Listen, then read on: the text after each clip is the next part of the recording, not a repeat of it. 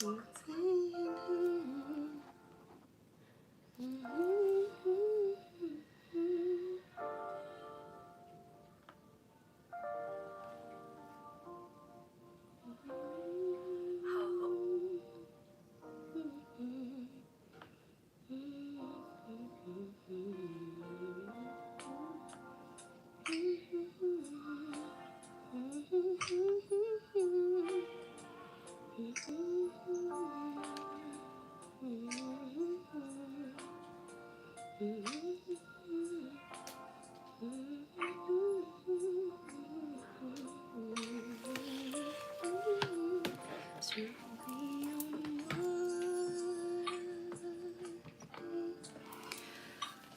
good morning, YouTube. It's one of my favorite songs right here. I love this song. I had to find the instrumental, and I know at some point it's gonna run out, but I just wanted to hear it. This song, I just love it. Anyway, good morning or afternoon. Sorry, afternoon, everybody. I'm like in a different time zone sometimes. Today, so I pulled one of my quote cards, my little botanical quote cards, which now I see why I got this. So I tried to kind of, the first couple times I pulled it, it just turned out that that is what I ended up talking about that day. So I now just pull it before I come on live, and I'm like asking spirit, like, what am I going to be talking about today? So I pulled this card, and it says, love is the magician that pulls man out of his own hat. I feel like this is so poetic. Like, where do you even come up with something like this? And this is a quote by Ben Hecht. I hope I say that correctly. It's spelled Hecht. Hecht. Sounds European. I hope I'm saying it correctly. But love is the magician that pulls man out of his own hat. So we're going to see how that connects with what I have to talk about today. I have a topic to talk about that I feel like really this perspective really helped me through my journey, because perspective is everything. So, when you're going through very trying, troubling times, situations in life, sometimes you tend to take on the role of the victim. And it's not because things are not being done to you. I mean, I'm talking to people who are being gang stalked. Of course, you have a lot going on. A lot is happening to you. So it's not because things are not happening to you. It's because when you keep... So as a TI, you're going to come on different platforms and you're going to hear all about other TIs. You're going to hear what people are going through. If, like, for myself, I used to listen to tarot. So the tarot is like renumerating in such detail, going over everything that somebody wants to do to you, everything that people want to see against you, and you don't know that you have any enemies. You've never done anything to anyone that you know of, at least not anything this bad to warrant this. And it may put you mentally in a place where at some point, because it's not stopping, because you're not seeing the kind of improvement and relief that you're hoping for, you're feeling as though this is happening against you. Now, in a lot of ways, that's not wrong. It is absolutely something being done against you.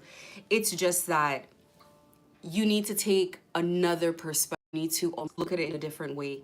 And for me, it just helped me a lot. But this is something that I truly believe. This is something that I truly know to be true. So, I'm just going to share it with everybody.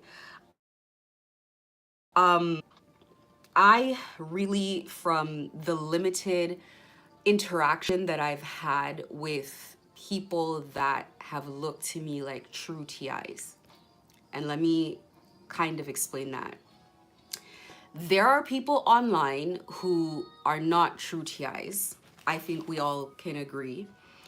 You know they're not a real TI because you can just see it. There's nothing about them that is, it's kind of like, the best way that I think of explaining it, it's kind of like making a traditional food and something that was normally grounded by hand or pounded with a pistol, with a mortar and pestle, something that was burned in open flame to roast it.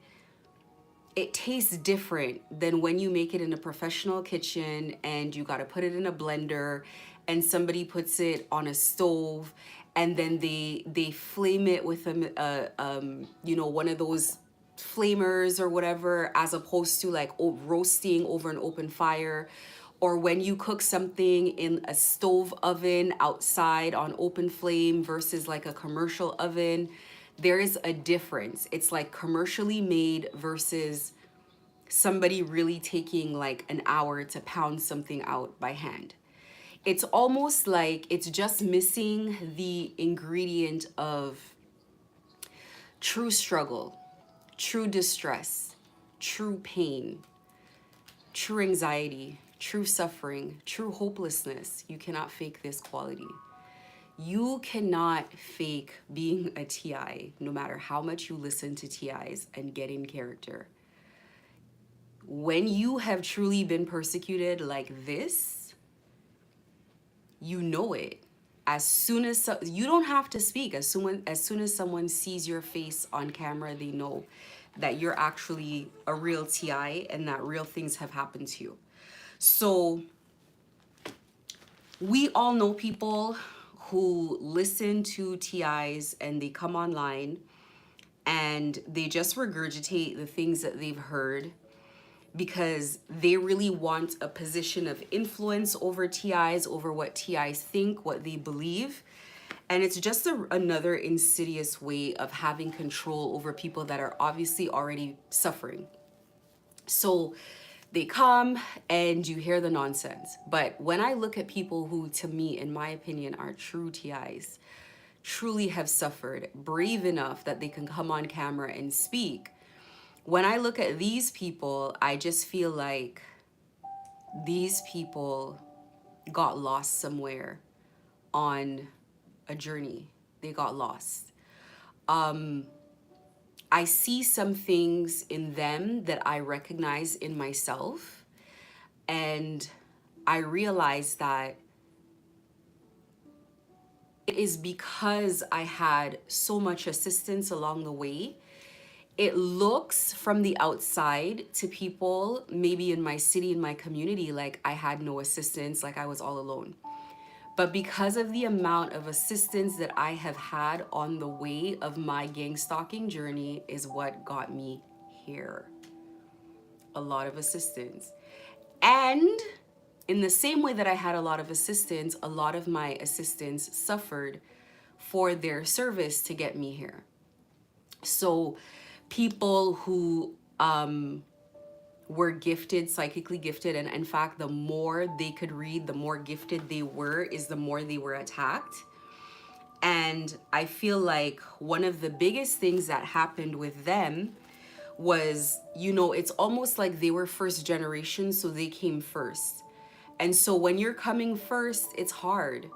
I tell this to my kids often, like, if you have a kid that wants to be like you, or you have some, I'm like, no, you're gonna be better than me. And they're like, well, how? And it's like, because you're supposed to stand on my shoulders. You're supposed to stand on the knowledge that I have and do it better. So because of the first generation of people that came through, people like myself can do it in a more graceful way and can complete the cycle, can completely go through. And then hopefully, because of people like myself, I would say my generation of gang stalking victims, my generation of TIs, hopefully there's no next generation, but we can't guarantee that. But whoever comes behind us can do it quicker. They can understand themselves right away, who they are, what they're here for, what is meant to happen, what are the dangers, and they could glide through.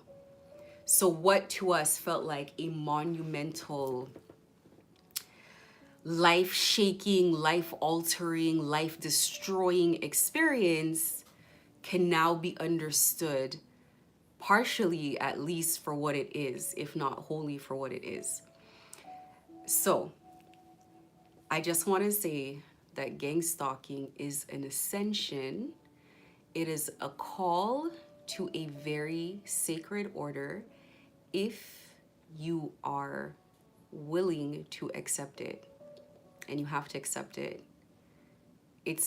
No one's gonna force you. You have to accept it. And if you do, and you make it through successfully, then I want to say it's heaven on earth after. It's a life of service, but it's a very sacred, sacred, sacred path. And if you don't accept and you end up stuck, maybe you wanted to accept but you couldn't get through, you do end up stuck. You do end up blocked. So that is what we're going to talk about today, your ascension. So first of all, I want to start off by saying, let me first Google what a spiritual ascension is, because I have been trying not to recreate the wheel lately, because why bother trying to explain something that other people have already explained? So let's see what Google says. What is a spiritual ascension? Spiritual ascension is a phenomenon in which you become more conscious of your sense of being and your connection with the world around you. If you're waking, you probably won't succumb to lower vibrational, egocentric activities, but will instead operate from a higher vibrational frequency.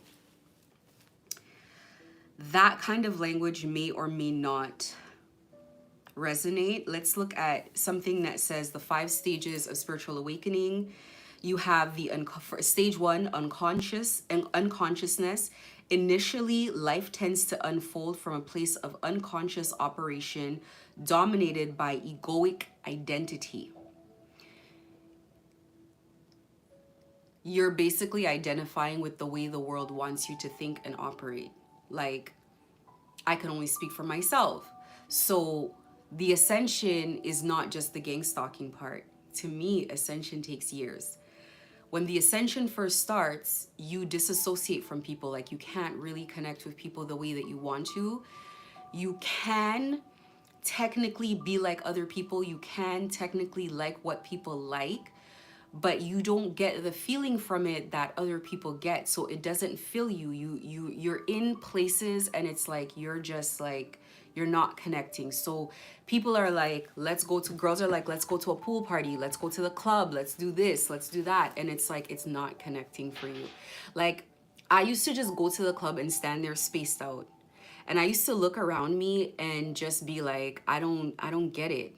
I don't get what this is. We're here, we're standing around, we're looking at each other. What is going on here? So I couldn't get into it. Like, I'd go on girls' trips and then I'd stay in the room the whole time. I wouldn't leave, I wouldn't participate. So I'm the weird one. I just was never into like anything anybody else was into. When new fads come out, new movies, new TV shows, I can't get into it. I didn't realize that was weird until I was on Twitter and somebody was like, if you've never watched somebody said they want the strength, the emotional strength of somebody who's never watched a single episode of Game of Thrones, even out of curiosity. I have just not been interested. Like, I don't know. There's a lot of things I've never participated in, a lot of trends. I never had like celebrity crushes. I just didn't really, nothing resonated. And then I got out of it to the point where, because I did have a period where I worked in corporate and I got out of that. And it's like the hair went natural, no makeup, no this, no that. It's just like I just continued to disassociate more and more. And I tried my best to hold on. Like I really tried to keep pushing it, keep going to the club, keep trying to do certain things. I think by the time I was like 24, 25, maybe 23, I can't even remember. Definitely like 23. I couldn't do it anymore. It's like I can't even force myself to get up and get dressed. Like I can't even get to the point of getting dressed. It was just really bad. So when you're going through an ascension, you don't decide to go through this. This happens to you, and you just don't identify with your peers. You don't want to talk about the things people talk about. You don't want to participate in it. I remember one time I had like a fashion group or something, and like I tried to have a fashion group, and like I remember driving down to the venue, and then I was like, I hope they're not going to talk about fashion, because like, and I remember I had a friend at the time, and we were getting dressed at my house, and he looked at me and he's like, you guys are not going to talk about fashion, are you? And I'm like, God, I hope not. And to be honest, that is probably something that shows you like you're really pushing it and you're forcing yourself in spaces that you don't feel comfortable. So if you identify with that, where you just don't fit in with people, you don't care about the things that they care about, and maybe you just, for me, I find more comfort in my own company, or learning new things, or doing new things for myself, whatever it is. I feel like that's the first thing that slides off of you, is that you just do not relate to people. You cannot see what they're seeing, and you cannot get the satisfaction out of things that they're getting. So that was the first thing for me, and this started years ago. The second thing is an ego death. And when you go through an ego death, it is, I don't know, for me it wasn't as hard. Maybe I'm not remembering all the way, but for me it wasn't as hard as it sounds. An ego death is basically where you get really humble.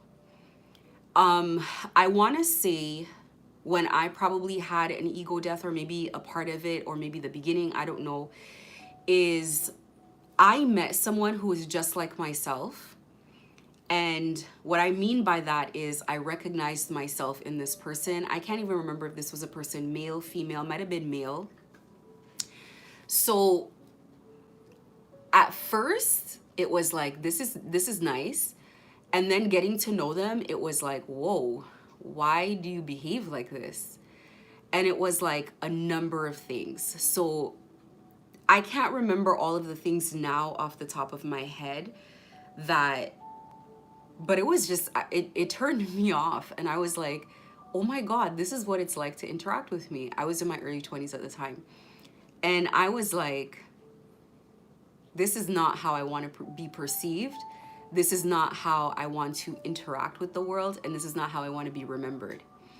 And so that is when I started making my shifts.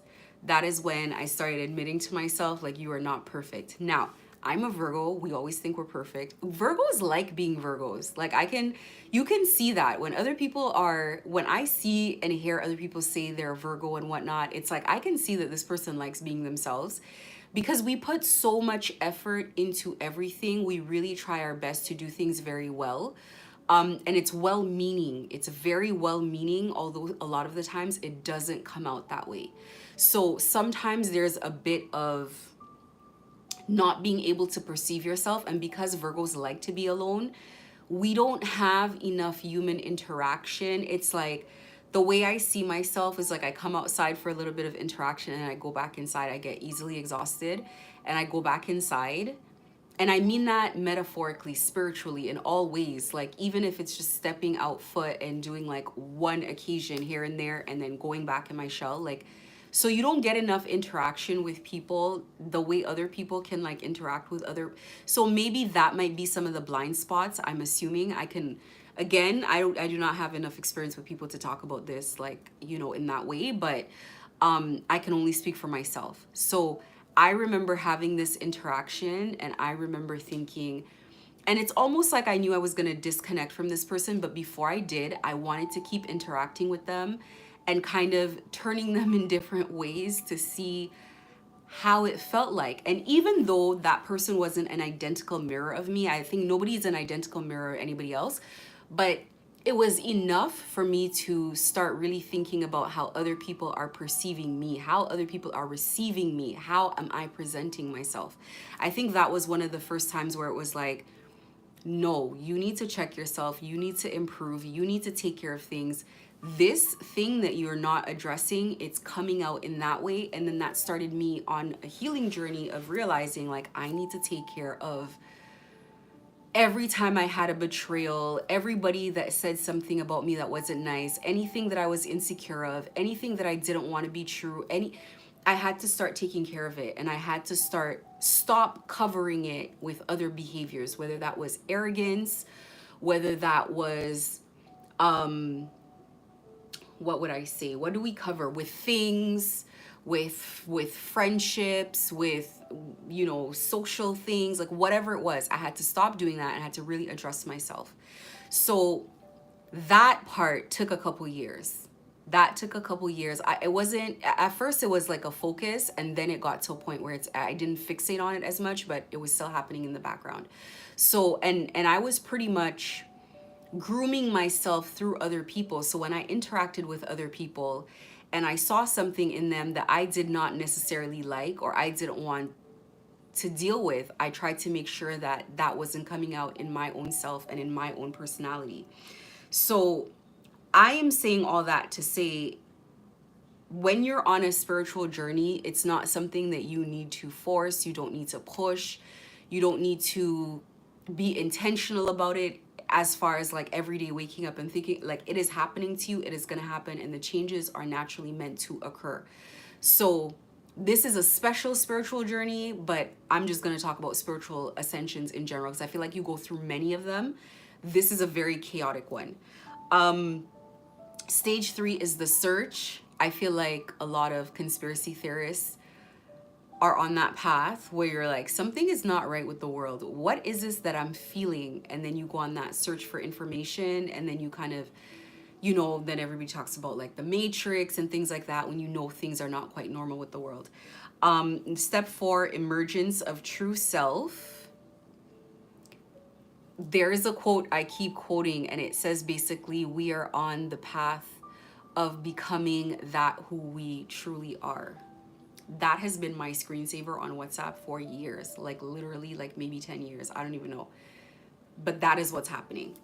And step 5 is a life of alignment, finally getting to your North Node, where you always were supposed to be, where your life was tugging you to go the entire time. And that is why you have to get through your ascension, because you're not going to be complete, you're not going to feel whole unless you get there. Now, I don't have all the information on ascensions, even though I've gone through it. I imagine not all ascensions look like mine.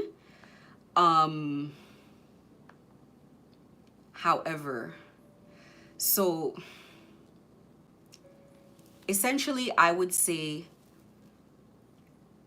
a spiritual ascension is where you wake up spiritually, whether it's to your purpose in life, what you're meant to accomplish in this world. Your connection to spirit becomes very real. It makes you feel more disconnected from the world, because it makes you feel like maybe you are, maybe if not the only one going through this, one of very few people going through this. So there's that. So now that we have cleared what is a spiritual ascension, for people who may or may not know what that is, as you go through spiritual ascension, especially this kind of ascension, you lose people. And I don't just mean that you lose people as far as, give me a second here. And I don't mean that you just lose people as far as losing people out of your life, because you definitely do that. I mean that you lose people as far as other people going through the ascension as well. And not you, but I guess not everybody makes it through ascension, and that's the unfortunate thing. A lot of people do not make it through their spiritual awakening, especially if it is one of these awakenings that we're talking about, because as you see you're being gang stalked, as you see you're being abused, as you see you're being shot down at every turn, as you see people are trying to make things not work out for you, people are trying to do everything that they can do to stand in the way. And at some point you get to realize that these people literally hate God. And you start seeing that people aren't even, in my case, I just have come to the conclusion that the people fighting me down are like, is it even really about me? I just feel like they're fighting God every time they do something, because they're very aware that they're getting in the way of what God wants. And so when I see people do things like this, I'm just like, these are people that just hate God. And really, it's just something that I don't want to get in the middle of. I am in the middle of it, but what can I do? And that's how you kind of have to look at it. It's like, it just has to play out. It's going to play out in the way it's going to play out, and nothing is going to change that. So once you get yourself to a point where you just kind of accept this is what's going on, this is how it's happening, you just kind of let it flow. I think at some point we get to the point where, you know, there are certain people that we cannot afford to lose. There are certain people who are very important to God for whatever reason, and we cannot afford to lose these souls. These are people that you really want to make it through ascension. They have important roles and important missions. They need the guidance, they need the assistance. And you know, people like myself, we come on here and we go through a lot to get here. Oh my God, I have gone through hell and back to get here, just to get here, to sit on a platform, to talk to people and to tell people what's going on, to give people assistance. I have been fought tooth and nail. And so I come here just to give more information to people behind me. And so I have a lot of things happen on this channel. Likes disappear, views disappear, all kinds of things disappear, comments disappear. They try to discourage me, like all kinds of things. And that is what this journey is about. The journey to get here was to prepare me for being here. Getting over every hurdle that I went through to get here was in preparation for me to be here, because being here is going to be a constant battle. So you're not going through all of that for it to completely disappear. You're going through all of that to learn how to deal with all of it. This is why it doesn't stop until you learn. This is why it doesn't stop until things get better. That is just how it goes. Going through these spiritual battles, going through these physical battles, going through all the restraint, going through everything that you're going through, this is for your protection. This is not for, give me a second here, because something is off with this live. This is not for, to punish you in any way. This is not to, 1 minute.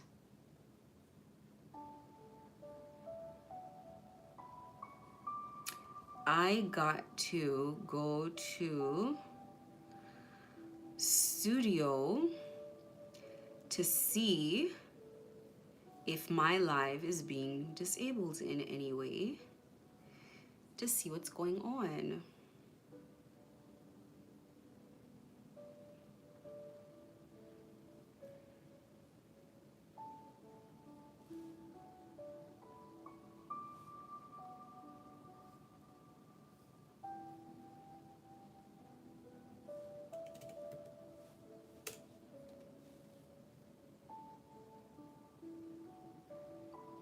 So let's see what's going on with this live.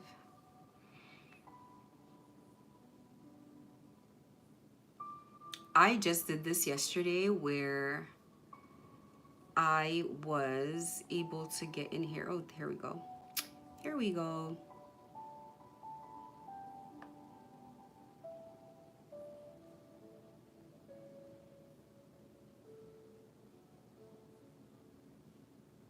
Okay.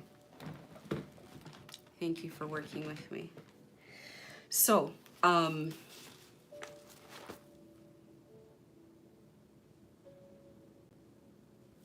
okay, as I was saying, this is for, as I was saying, spiritual ascension. So this is definitely for your protection. I have stories, like I remember where I used to watch readers and I could see that they had sent someone to be friends with the reader. And then I could see where essentially it was like whatever it was that they were planning on doing to me, because the readers were kind of say, and it wasn't just me, it was things, because these are collective readings, so they're happening to a bunch of people.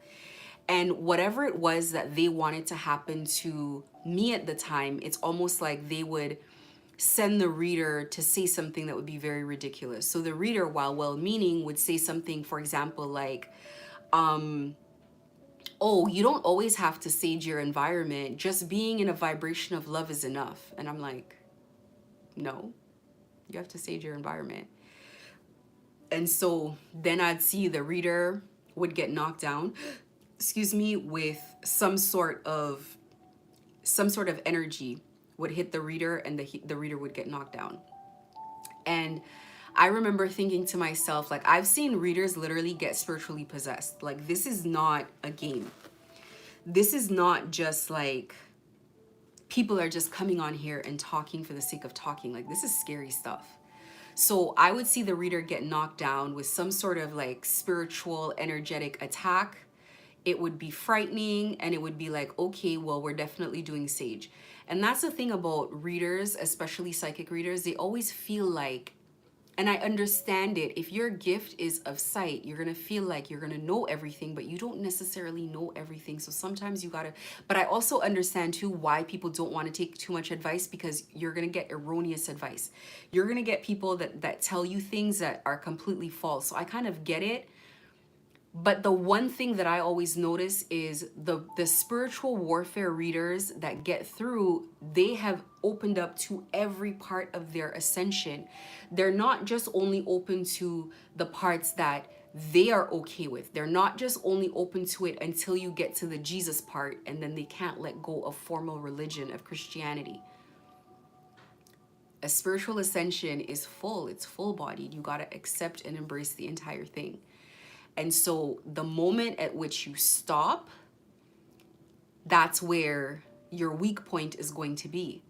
So you are opening to the concept that there is a spiritual world, and everything around you is proving that to you. As you are being gang stalked, you are seeing very clearly that there is a spiritual world around you, and spiritual things are happening. Once you get over that, you now have to connect with spirit and believe the connection is real. And then you are working with spirit first for you to get through it. You are your first assignment. You got to get through this. You got to get through gang stalking. This is a full-bodied experience that has every attack that you can go through, from emotions people are projecting at you, slandering you and making people turn against you, attacking your money, everything that they can do, including persecuting you, following you around on the streets, creating illusions around you. Everything that they can do, they will do it. And so you have to go through one by one and clear every hurdle. You got to fix everything. You got to get a grip on everything. And once you've cleared all of it, you've successfully completed it, now you can get through it. I have another video that I made called the 7 stages of gang stalking. And there's one phase called the death and rebirth phase. And that's the longest phase. That is the phase with the bulk of the trials. I'm probably going to have to make a video about the phases of that, because that is very tough. I better write it down because I am going to forget.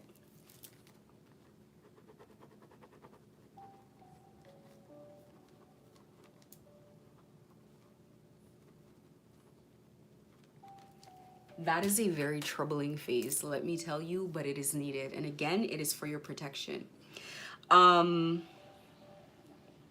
It is very urgent. The word is urgent that you start learning and start adapting to what is going on here. You really need to adapt to the fact that you're being attacked, and it is a 360-degree attack that is not meant to abuse or punish you. It is meant to train you. And believe me, I have seen the dangers of there are tarot readers, there are people put in place to give messages, and they're still in their love and light phase. And though they are needed, and they're probably gonna go through a second ascension. Maybe their first ascension was the tarot, and the second ascension, I don't know. God is perfect in her knowledge and how things are gonna work, so I don't know. But I am so nervous for them because they haven't cleared their ascension. They haven't completed that. So it's just really important to adapt to what is going on here, not just endure it, but to actively on the ground continue to look for ways to be the best version of yourself, overcome these obstacles, not fall. If you do stumble, get back on your feet. If you do fall, get back up again, keep going. This is the point. This is the point of an ascension. You got to keep going. Not because you're just being endurant for no reason, but you're building your endurance, you're building your muscle memory, you're building your faith, you're building your strength, you're building all of it.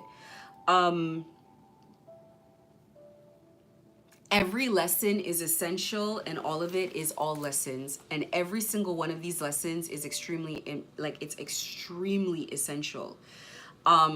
These are not things that you're just going through for the sake of going through them. Hold on one second. I have to keep my studio open because I gotta make sure that there's no weird stuff going on my live. There's weird stuff going on in my live all the time. These are not things that you're just going through for the sake of going through them. These are not things that you're just going through because people are just persecuting or bullying you. These are things you're going through to learn how to deal with them, to learn how to get over them. So you gotta just pay attention each lesson, and everybody's at a different stage in their ascension. And so there should be no sort of ego with where one person is versus another person. I remember when I was very early in my ascension, I used to think like, I really wish I was where this person is. They look like they've made it through. They look so comfortable. Things are great. And then I would listen a little more and I'm like, whoa, they are still being attacked. Things are still not going their way. They're still having things to deal with. And then I remember figuring that like celebrities and like entrepreneurs and people like that are still going through hardships. Like these are still people who are trying to figure it out. They're still going through a lot. And then I started realizing to myself, I'm like, you know what? This is going to be a long haul. This is what it's just going to be like. So it is what it is. And I just started relaxing in it because there's not going to be any point that you get to where you're like, oh, relief. There's nothing more. There's always going to be something. I feel like once you carry this energy, there's always going to be more and more that keeps happening that really tries you. So it's really important just to get to the point of knowing how to handle being tried all the time, knowing how to get to the point of being pushed to your limits, and how to bounce back from that. I had my periods with everything. I failed with so many things just to come back to it and be like, okay, this is how I handle the situation. As soon as I graduated from that, relief came. So every lesson is essential. Every obstacle must be overcome, and you have to learn how to deal with distractions. Every distraction must be ignored for the sake of your peace of mind. You cannot come to a point where you withdraw from the world, where you do not do things. Like you got to get back into the world. You got to get back out there after this hiatus, and you just got to get back there now very fully aware of what is going on and what the dangers are.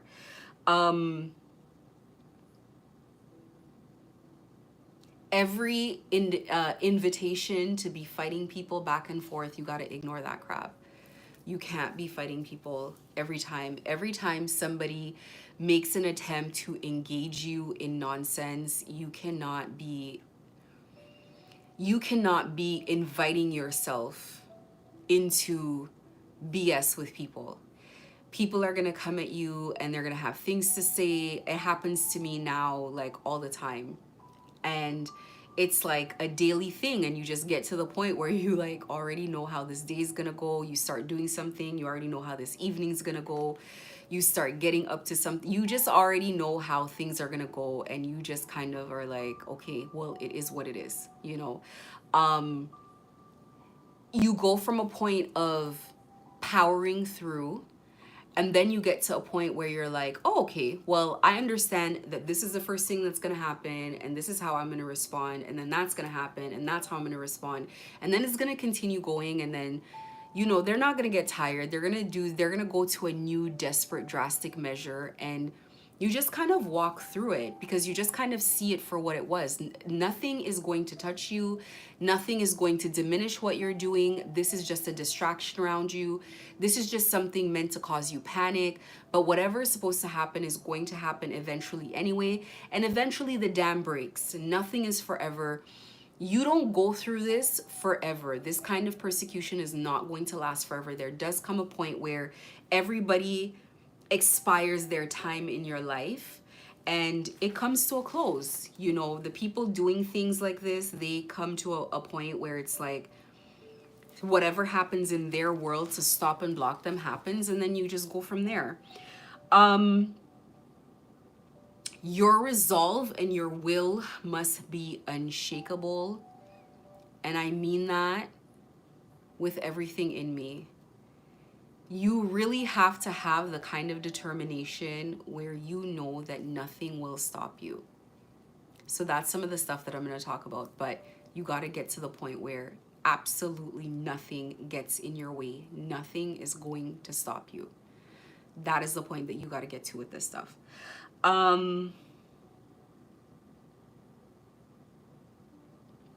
You are going to get to the point where the curtains will close. You don't know what God has in mind or in store for you as far as how you're going to get through this. If you do everything right, you don't know if you're going to get through this and your purpose was to show people how to get through it, or to maybe not get through it, but to highlight a problem that needs to be addressed. You don't know how it's going to play out, but what you do know and what you do need to know, when the curtains close in whatever way they do, you need to have your head held high. You need to go out with dignity.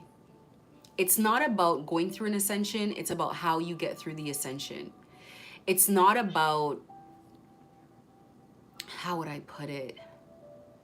It's not just getting through it in any way, shape, or form. It's not just like doing some things well and not others. It's really about having your head held high. It's really about doing things in a way that, I don't want to say necessarily is just an inspiration to people, but it's more graceful. And usually that comes because you have a confidence in your spirit guides. That comes because you have an ability to really trust in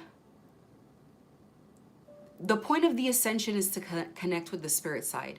And so if you really truly connect with them, then you're going to be confident in their ability to help you to get through this, especially if it's like, as long as you listen, this is going to work. As long as you listen, you're going to get through this. So if you don't get yourself to a point where you're fully confident and trusting in what is going on around you, it's like, let's say if you do get through it by the skin of your teeth, it's not going to be graceful. It's not going to be elegant. You're going to miss messages. You're going to miss things that are for your own well-being. It's going to be dreadful to watch. That's one of the things that I realized early on. It really was about the way that I conducted myself throughout this, because it's not that it's not rough. It's that it's so rough and you're dealing with it like this. That's what's impressive. If other people had to have a taste of what you're going through, they would know that part of what's insane about what you've gone through is the way that you've gone through it. So you really have to get through it in such a way that is dignified. And that really is part of going through this whole process. Part of holding your head high is knowing that it is a complete honor to go through what you're going through right now to go through this ascension. Give me a second here. I don't know why my laptop does not want to charge. The distractions today are insane. What is this? What is going on here? The distractions every day are like this. You get used to it. Where was I? Part of holding your head high while you're being gang stalked. Do not plead for mercy. Do not plead for relief. Do not beg. Do not be openly begging for people to stop. Do not be negotiating. This is where people want to get you. The people doing this to you know that you have spiritual connection. They know that you have that ability. And you not utilizing your spiritual connection and instead begging the people persecuting you, first of all, it's humiliating to watch.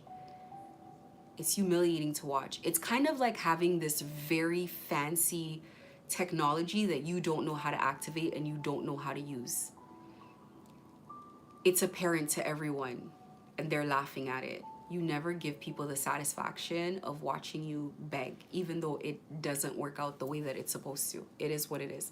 I would prefer to be visibly upset about something, even though that's something, again, I wouldn't even want to do.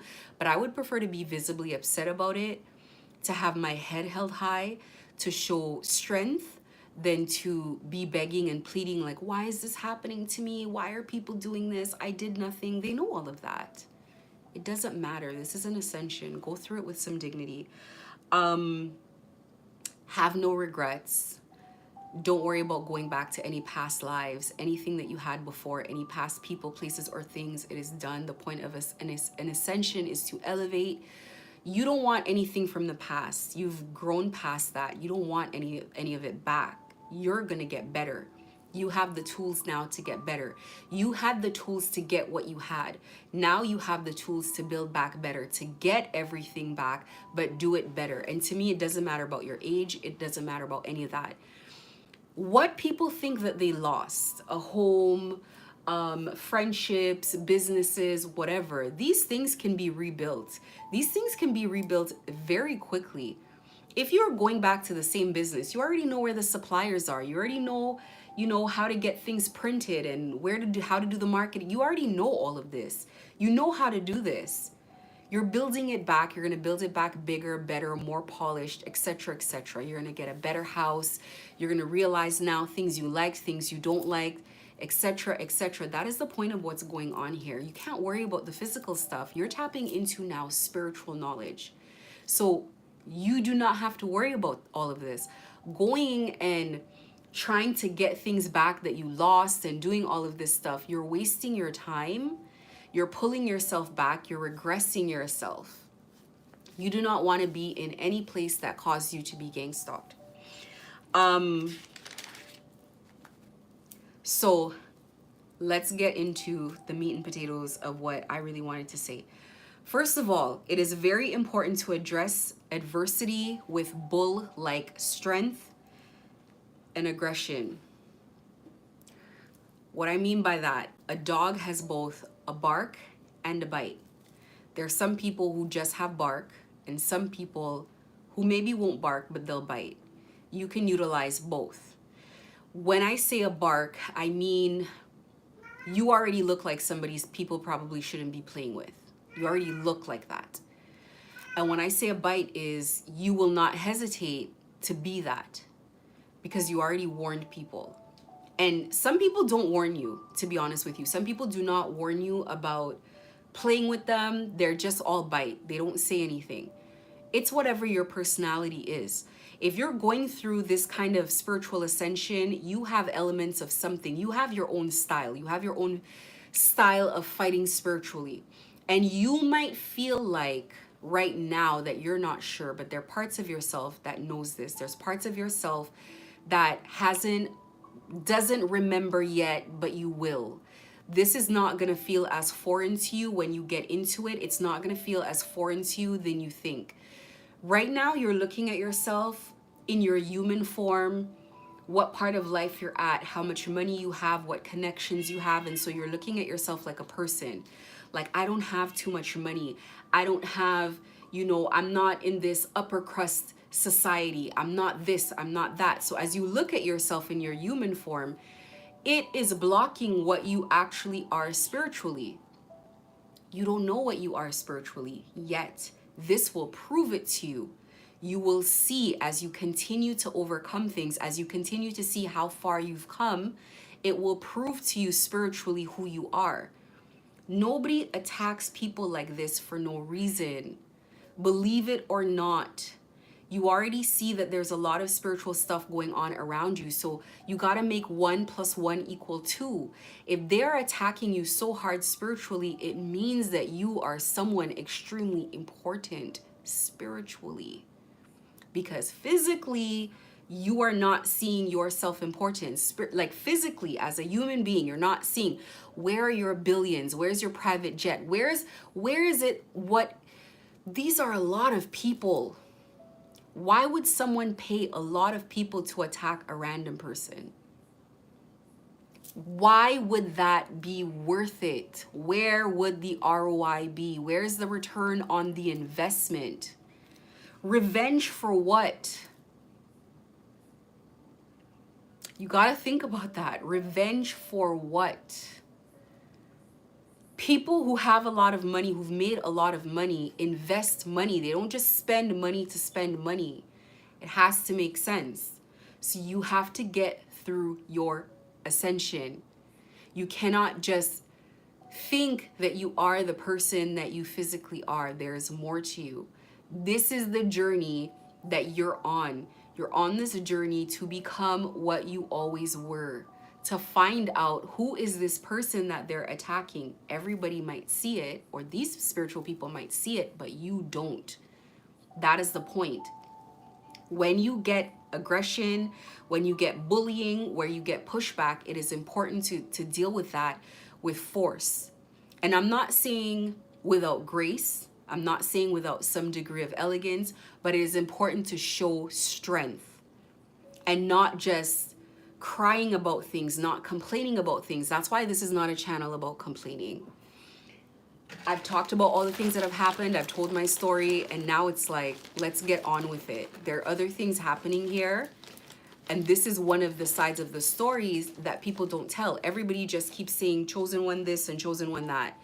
And I don't think they truly understand what that means to be chosen. I do not believe that people do. People are just saying it. If they truly understood what it was to be chosen, I don't think they would want to be chosen. I don't think that that's something that they would want to say.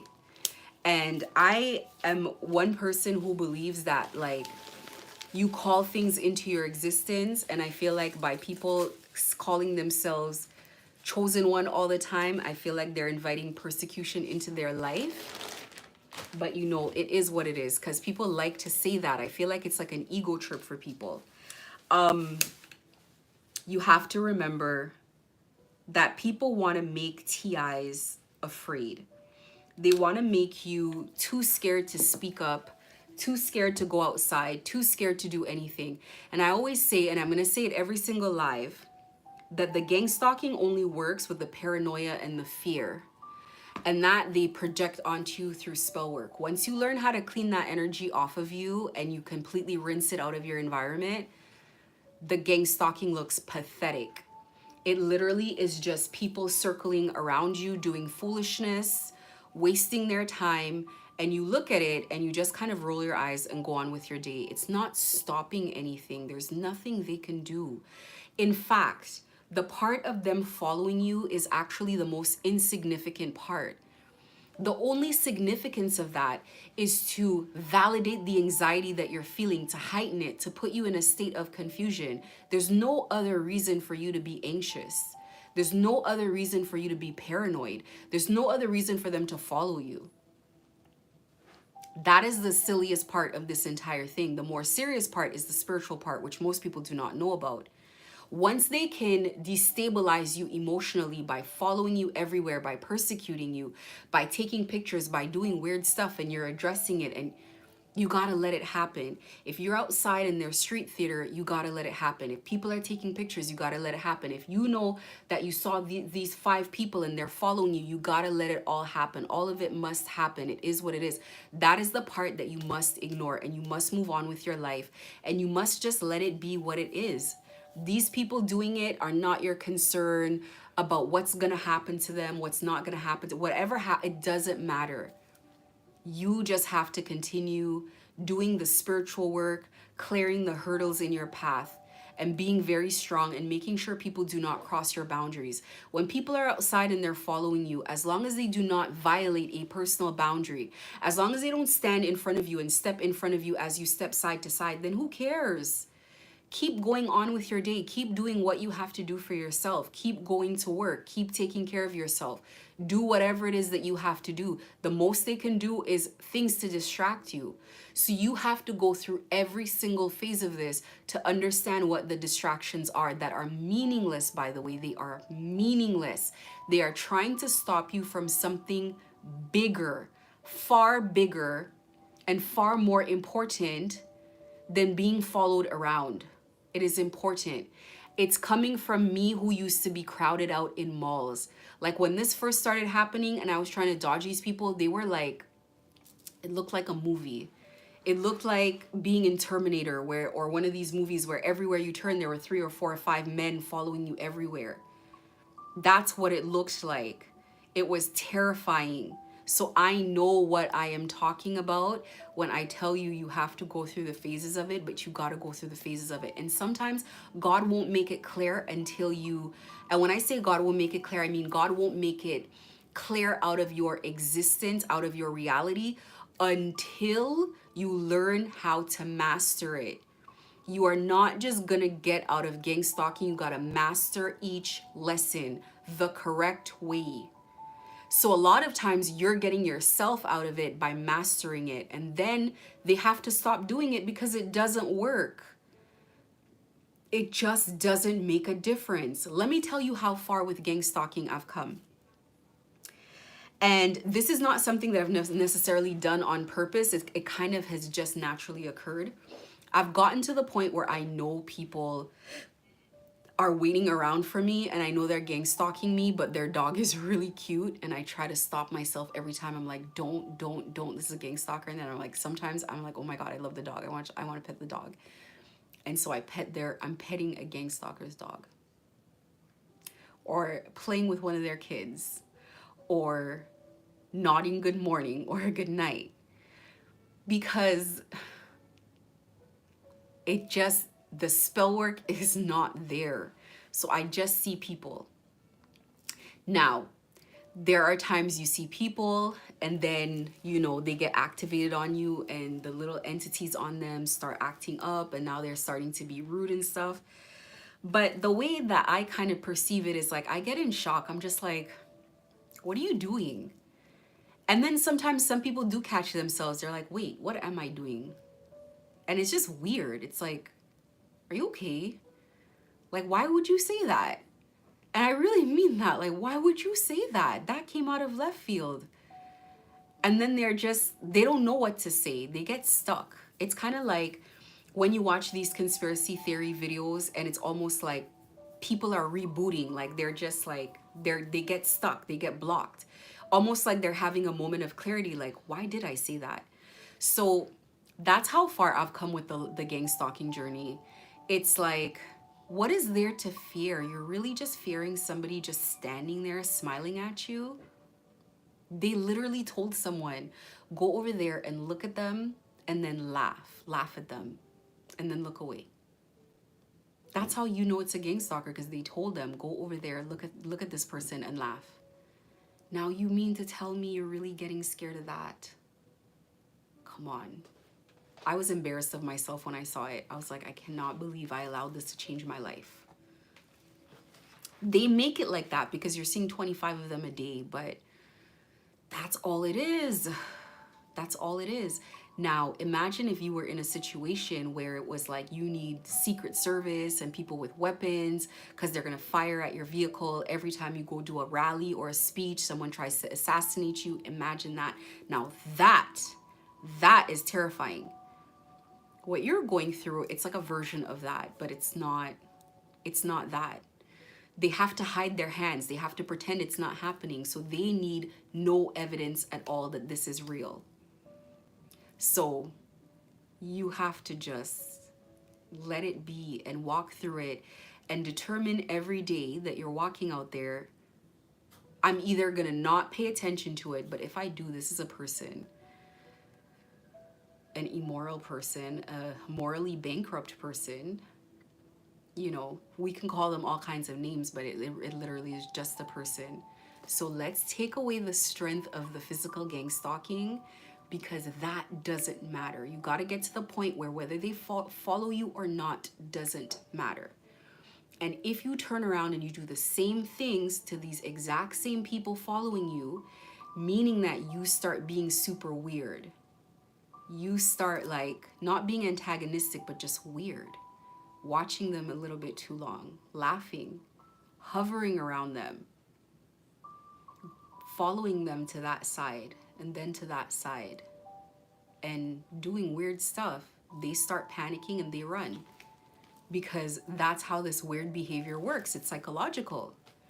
They're like, whoa, is this person on to me? What is going on? And they get weirded out. And would you hurt them? No. Did you have any intention of doing anything to them? No. Can you do anything to them? No.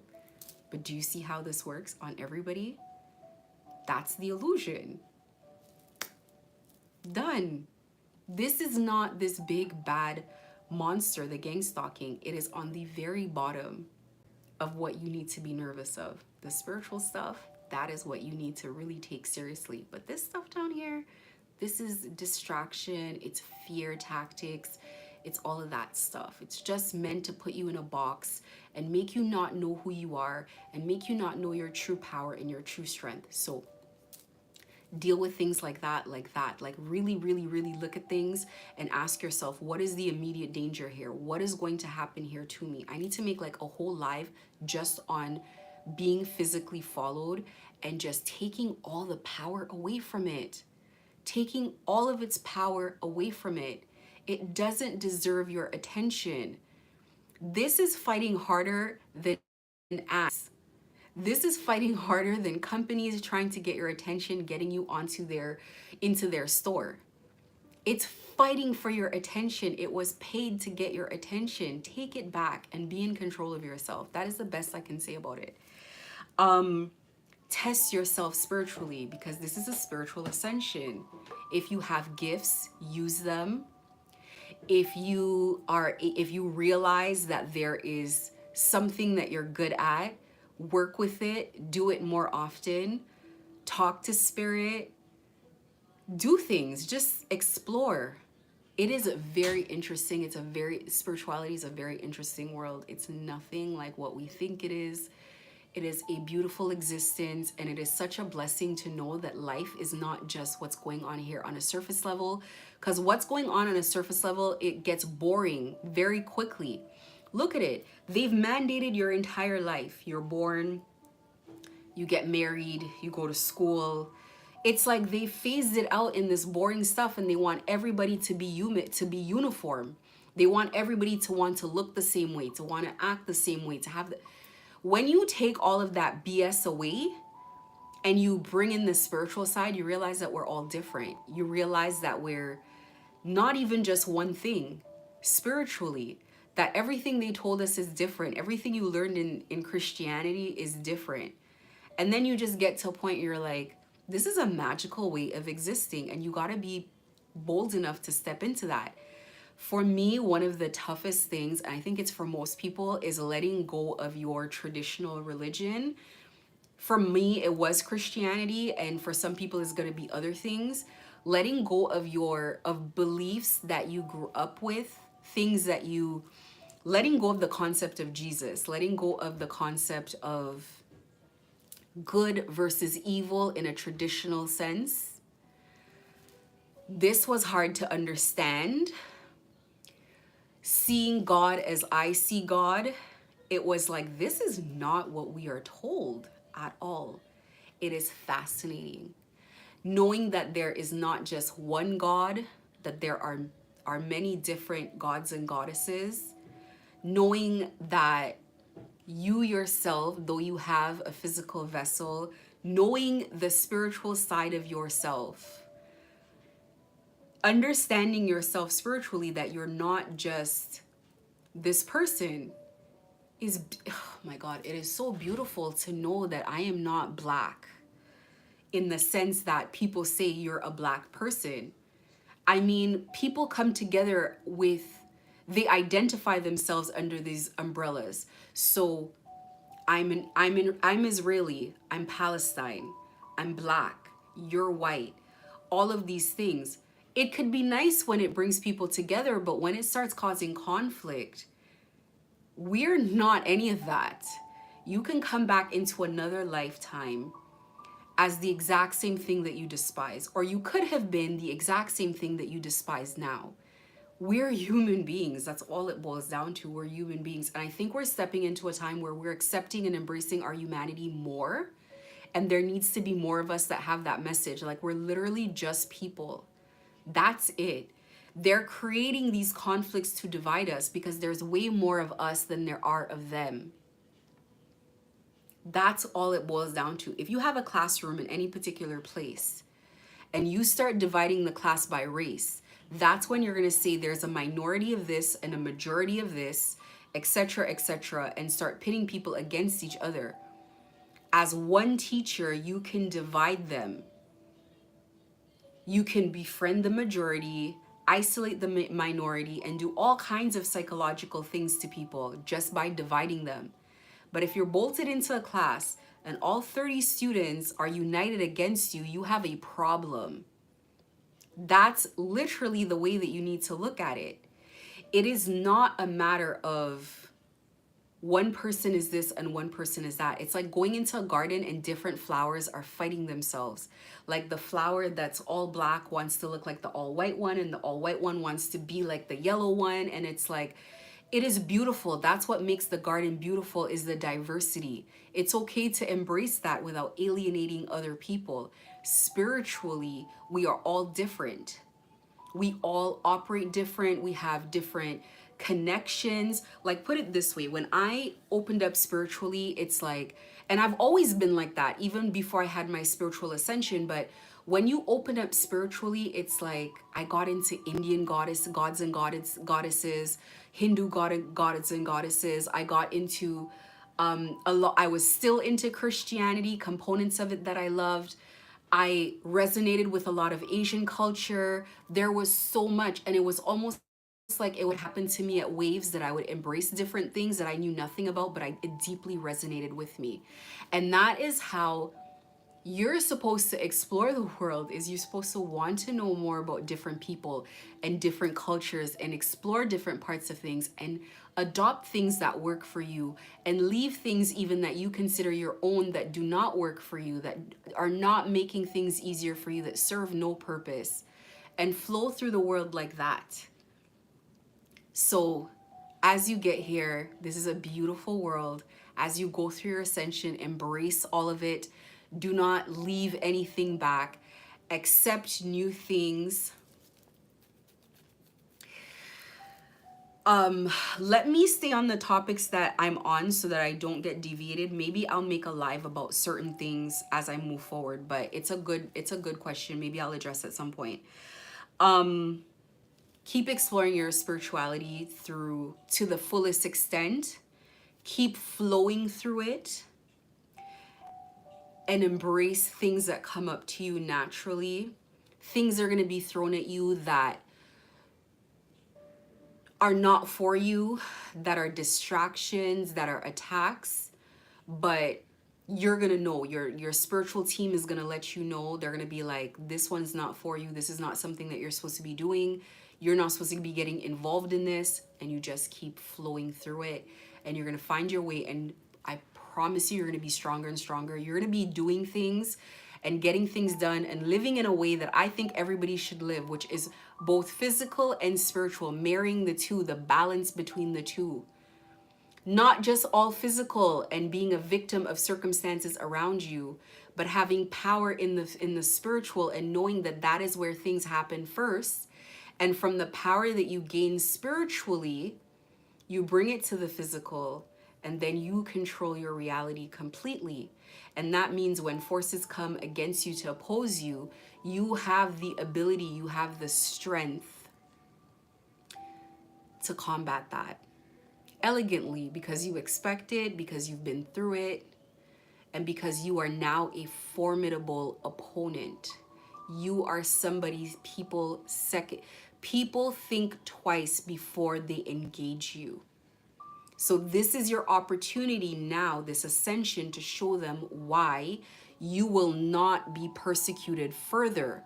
You never want to leave a battle on mercy and grace of your oppressor. That makes you a slave. You leave a battle on your feet. You leave a spiritual battle as a victor, or you stay there until you win. That is how this works. You stay in your ascension until you win against gang stalking. You do not want to just be left to be, well, we're just going to leave this one alone for now. No, you got to stay in that battle. You got to stay in that fight. You have to make sure that you're the one that makes it very clear that you won this on every level, every attack. You got over it, every single one. Because if they leave you, they can come back. They can come back. If you beat it on every level, they don't even know how to start. They don't have a blueprint for you to beat it. They have to study you and build a whole new thing. And with the help of the spirit, there's nothing that they can do. So it is important. Explore spiritually. You are covered by the strongest forces in the universe, and you need to act like it. You have a secret weapon that other people do not know how to use. And you need to learn it, you need to master it, and you need to wield it. You need to make sure that you're in control, that you know how this thing works, and you stay in control of yourself. That's why I talk about self-mastery. Your weapon cannot be stronger than you. You have to master this vessel. You got to master this thing. So when we talk about self-mastery, we start at the base of self-mastery. Mastering what you eat, what you consume. So you have to master your five senses, in a sense. You have to master addictions. You have to master things that are pleasurable. How do you master that? Through restraint. You have to master sexual urges. You have to master what you eat, when you eat, how you eat, being able to fast. You have to master your ability to not succumb to triggers, to lashing out, your emotions. You have to master everything about yourself. You have to master your endurance, your pain threshold. So in a sense, it's the exact same process as going to the gym. You have to go through the pain in order to get the muscles. You have to not just be able to go through the pain. You have to actually get yourself to the point where you're like, I'm going to go experience pain every day for an hour or two. And you got to endure. You got to push yourself. I was so exhausted. This was so hard. Okay, let's do it all over again. This is where you have to get to. This is why I say you got to master the gang stalking on the street. Are you ready to master the gang stalking on the street? You got to say to yourself every day, I'm going to go out on the street. There's going to be 50 people following me around. I'm going to go to somewhere I want to go, and I'm going to be surrounded. I'm going to walk into this, and I'm going to do fine because I am the master of myself. And let me tell you, I just went through, when I got on here, being projected emotions, rage, and all this, and mastering that. I am so happy. I have it under control. It is not good to be projected emotions. It doesn't feel good to be projected feelings that are not yours. Someone swapping your energy by fighting with you constantly, and that's putting you in a situation to constantly fight them. So you have to get to the point where you're like, I'm releasing it, and it is what it is. I'm learning how to deal with it. I'm getting around it, and it is what it is. So you got to get to that point. This is going to feel like boot camp. This is going to be grueling. Boot camp is like, I forget. Boot camp, I feel like, is like 12 weeks or something of like physical and psychological torture. They break you. They have to break who you are in order to build you into a soldier. It is physically grueling. It is pushing you to the limit. It is expecting a lot of you. That is what a soldier is. One of the first things that they teach soldiers is cleanliness. And they're going to put them, after they teach them cleanliness, they put them in a trench full of water. They're walking in knee-high water. There's disease. There's all of this. But yet they're teaching them how to polish boots, iron uniforms, be upright, follow orders. And they're going to be in chaotic conditions. They need this rearranged because somebody is going to send them back where the bombs are dropping when they're tired, when they're hopping on one foot, when they only have one leg. They're going to be sent crawling back into the line of fire. They need to stay out there. That is what being a soldier is. Soldiers don't go to war just to win. They go to war prepared to die, to not make it back. That is what a soldier is. That is what you are in this situation. You are here to make it through, but if you don't make it through, you still have to learn everything and go through it because it's your life.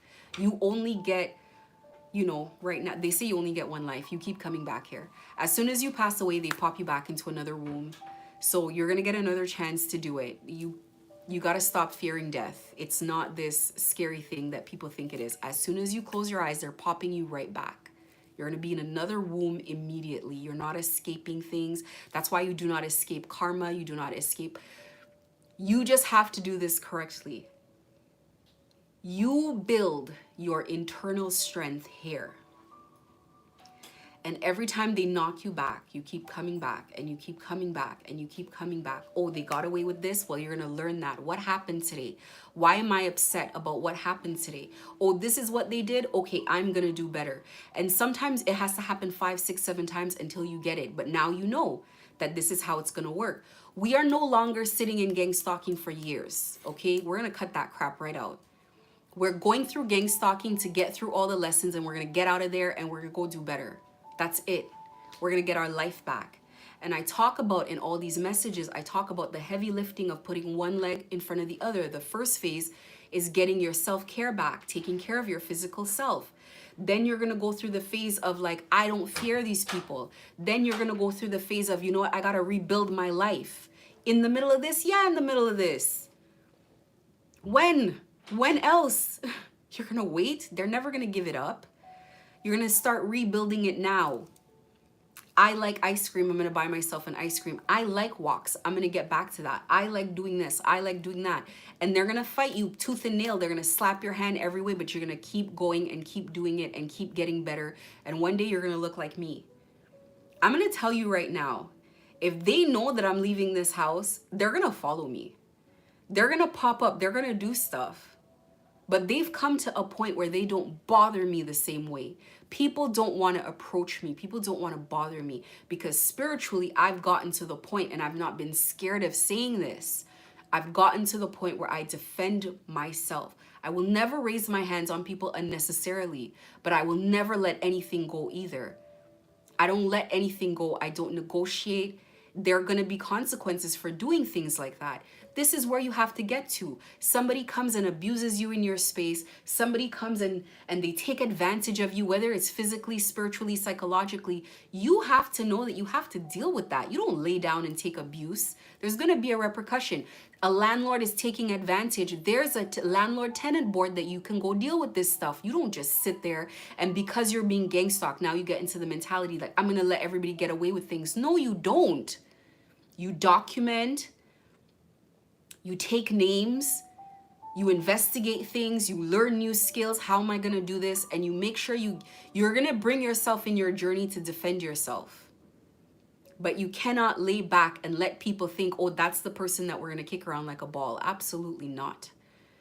So you must meet all these challenges with strength. You must meet all of these challenges where people, the first time one of these gang stalkers or the next time one of them comes up to you, you let them know. It's one thing to follow you around. It's another thing to talk to you. It's another thing to be rude to you. It's another thing to pass their place. do not speak to you in that manner.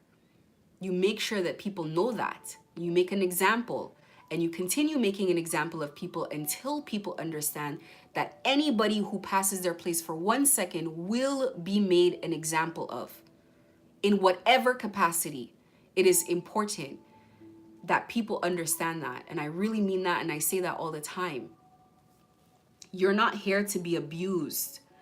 You're going to be pushed to your breaking point over and over and over again. They're going to continue trying to get you to the point where they get you to stop. They just need you to stop. They need you to give up. They need you to stop working, stop being hopeful. Stop thinking there's life after gang stalking. Stop thinking that you cannot get out. Well, no other gang stalker has gotten out. Nobody else has gotten away. Why can you not be the first? Why can you not be the first? I'm going to be the first in my city. I am the first in my city. They know me in my city. I am the first. And I'm not going to be the last. That's why I make these videos. It is the correct attitude. It's the correct emotional positioning. It's feeling at ease with things that you do not need to be worried about. It's taking the things that you need to make an example of and making an example of them. It's letting things go. It's healing. It's not letting heartbreak last. Very difficult things can be overcome very quickly. It's learning how to heal yourself, whether physically or emotionally or mentally. It's learning how to catch a horrible thought or horrible feeling and holding it right here and saying, I don't want to feel this, and tossing it back, whether it's valid or not. Being followed around outside is a valid concern, but I don't want to feel like that. So I'm just going to toss it out. I just don't want to feel like that. So I've made a decision that I'm not going to feel like that. I'm not going to feel scared every time I go outside. That's it. Or else they take everything they take your summers away from you, your winters. They take your vacations away. They take everything away. Why can you not vacation right now if you have the money to do so? Why can you not have a good time? Why can you not go out to dinner? Why can you not go for a walk? Why? Because somebody's gonna follow you? So you're gonna live the rest of your life with that reality? You gotta leave. You pick up and you take up your things and you say, I am out of here. That's it. I'm not dealing with this. I'm gonna enjoy my life. Or else they're gonna take the life from you by doing all of this crap around you, and nobody's here helping.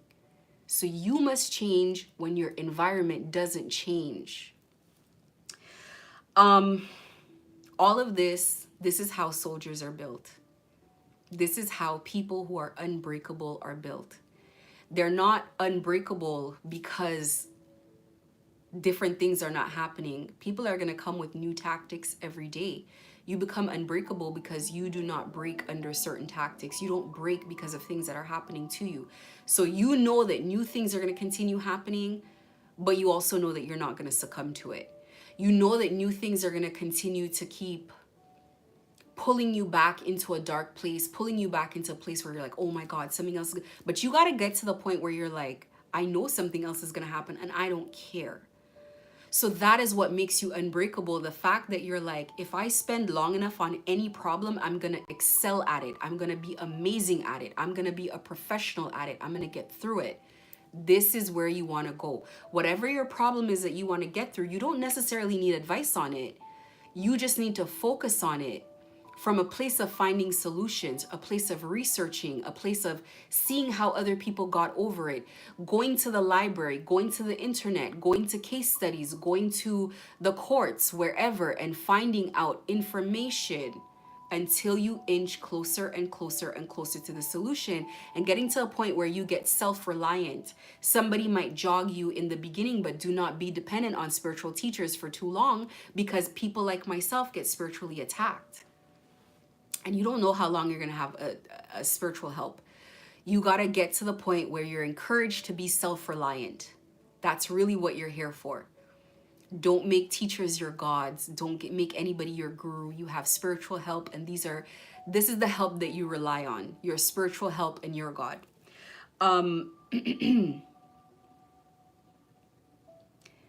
If you look really closely at this is being guided by spiritual forces. This is being guided by the forces that are training you. If your gang stalking were to stop too early, they would provoke the gang stalkers to continue gang stalking you. They're not doing it to hurt you. They're doing it because it's dangerous for you to be out there. And the best way to look at it is you're a child who's going to get keys to a very fast, beautiful, expensive vehicle, and we don't want you crashing it. So if you cannot drive, if your driving is shaky, then it is dangerous to put you behind the wheel of any car, but much less this particular one. And the people attacking you know that you're going to get this limited edition, let's call it a limited edition Ferrari. They know that you're getting the keys to this. So they want to attack you so that you never make it to that vehicle so they can try to get it themselves. You need more driving experience. You're going to be kept in a position where you get more driving experience. You don't know how to fend off attacks.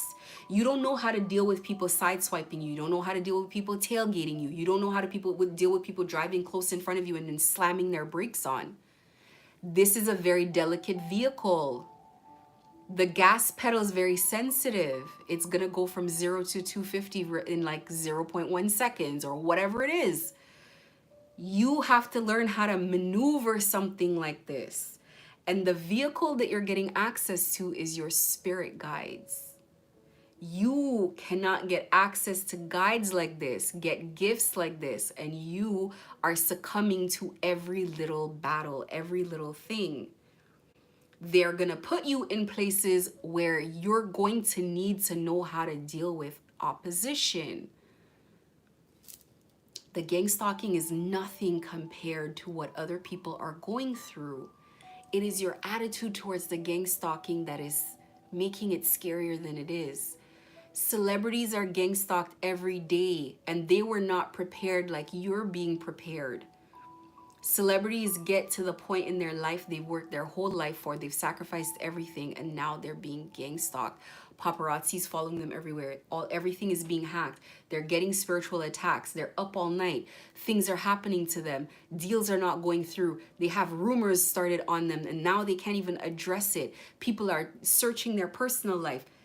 It's gang stalking. That's what gang stalking is, and it's happening to you.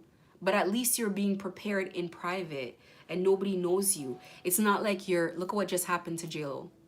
She just got back with this guy after like 20 years. This guy went off, had kids and everything. 20 years she got back with him, and look what happened again. Another public humiliation. It's kind of like that. I'm not saying JLo's situation is gang stalking, but I'm saying it's kind of like that.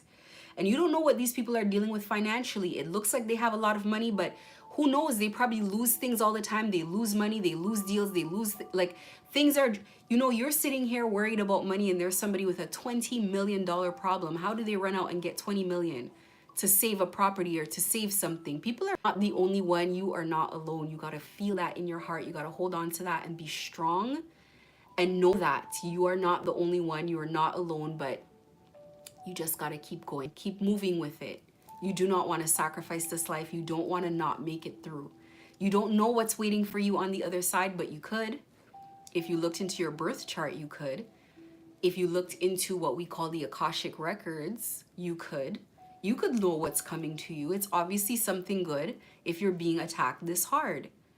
And they know that you're right there. They don't attack you when you're far away. They attack you when you're right there. That's why you gotta keep on going, keep moving one step in front of the other step. It doesn't matter who's there for you, doesn't matter who's helping you, doesn't matter.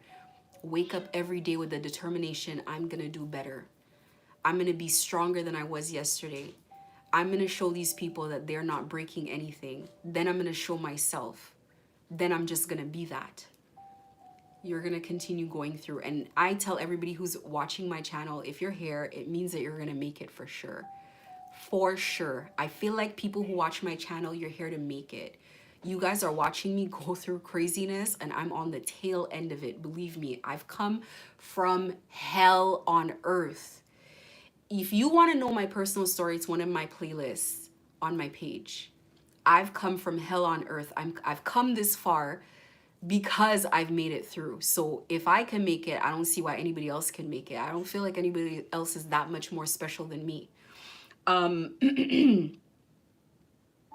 You think that you're getting these obstacles without training, without guidance, but you are never alone. Your spirit team cannot trust you to be alone because they know what is after you. You are birthing your own self. You are coming out of a spiritual womb as a new person. The old person before was scared. The old person didn't know how to deal with it. The old version of you would run away from a problem. The new version of you is going to step boldly and do what it is that you got to do. Never worry, never fear.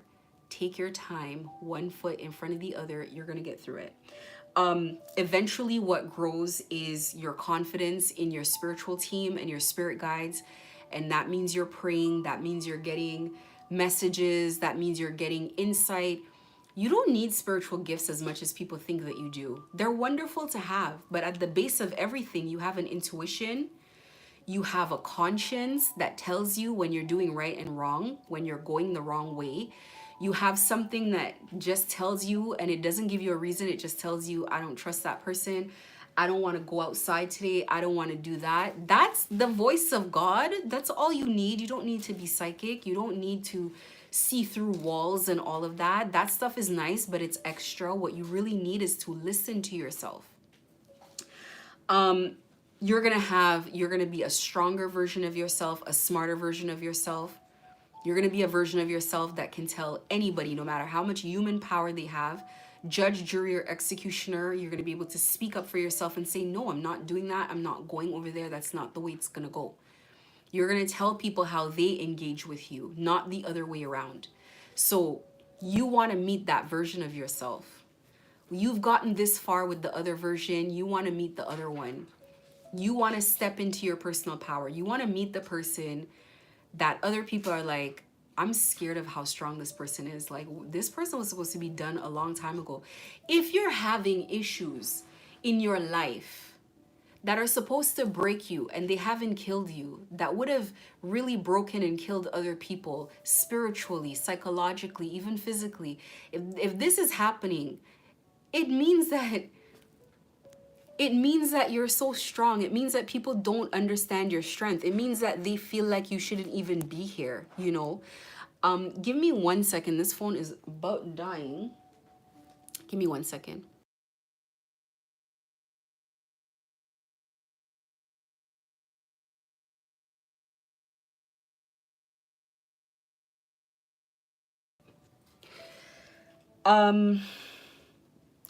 And then you need strength to pass any test, and I talked about that. It's like in the Bible where it says that the weapons will form, but they will not prosper. It's exactly like that.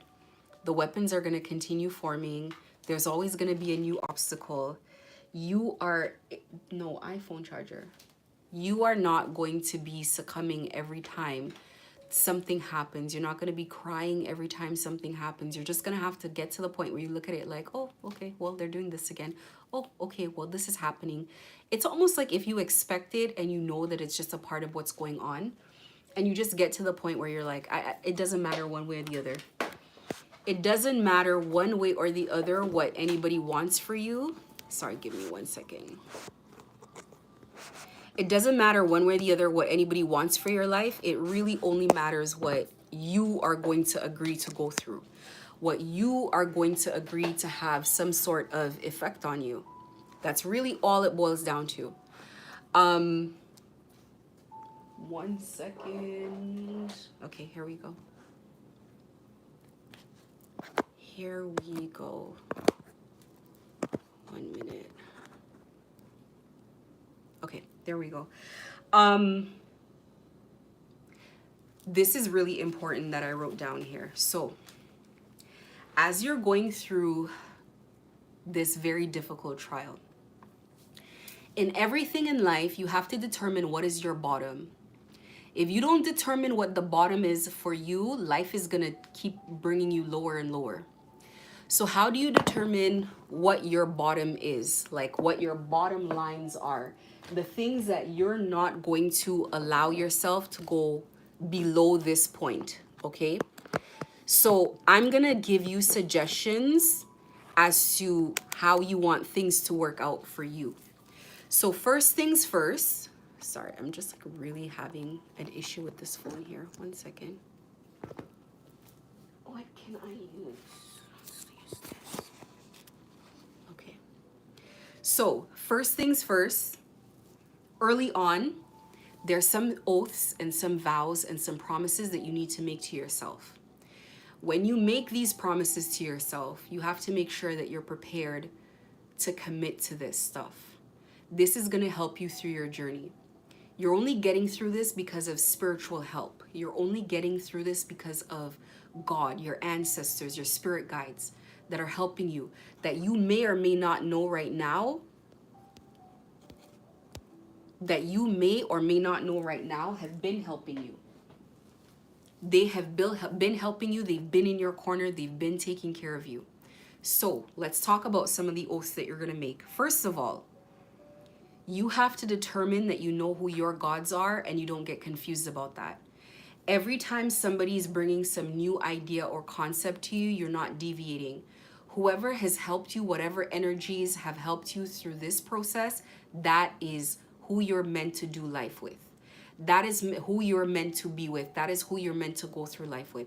Get it very clear. Do not for the life of you start switching things around and playing different kind of games with yourself. Be very careful. The other day, I heard this thing and it was talking about they were trying to paint Jezebel. I don't know if anybody's ever heard of Jezebel in the Bible. They're trying to paint Jezebel as some sort of divine feminine figure. These people will come up with anything and everything. Know who your God is, okay? This is a personal journey, and it's nobody's business what God looks like to you, who God is to you. This is a personal decision.